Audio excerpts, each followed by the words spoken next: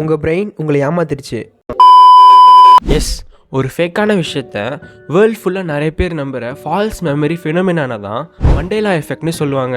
ஈஸியாக புரிகிற மாதிரி சொல்லணும்னா, நடக்காத ஒரு விஷயத்த நடந்த மாதிரியே நம்ம பிரெயின் ஞாபகம் வச்சுக்குமா. ஃபார் எக்ஸாம்பிள், நம்ம எல்லாம் கிட்கேட் சாக்லேட் சாப்பிட்ருப்போம்.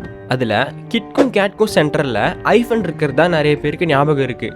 ஆக்சுவலாக அதில் ஐஃபன் எதுவும் இல்லை. சேம் லைக் தட், போக்கிமானில் வர பிக்காச்சு கேரக்டருக்கு டெய்லில் பிளாக் ஃபேட் இருக்க மாதிரி நிறைய பேருக்கு ஞாபகம் இருக்குது. பட் உண்மையாகவே அதுக்கு எந்த பிளாக் ஃபேடும் இல்லை. ஈவன் ஃபார் மீ ஆல்சோ அப்படி தான் ஞாபகம் இருக்குது. ஏன் இந்த மாதிரி நடக்குதுன்னா, நம்ம பிரெயின் மெமரிஸை சேவ் பண்ணும்போது சில டீட்டெயில்ஸை மறந்துடும்.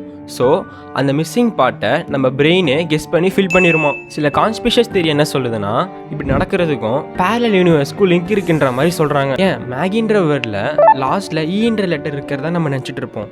பட் அதில் ஈன்ற லெட்டரே இல்லை. ஈவன் நம்ம லிரிக்ஸ் தெரியாமல் பாடுற சாங்ஸில் கூட மண்டேலா எஃபெக்ட்ஸ் இருக்குது. சிங்கம் சிங்கம் ஹீஸ் பட் a சிங்கம். Let's sing and dance.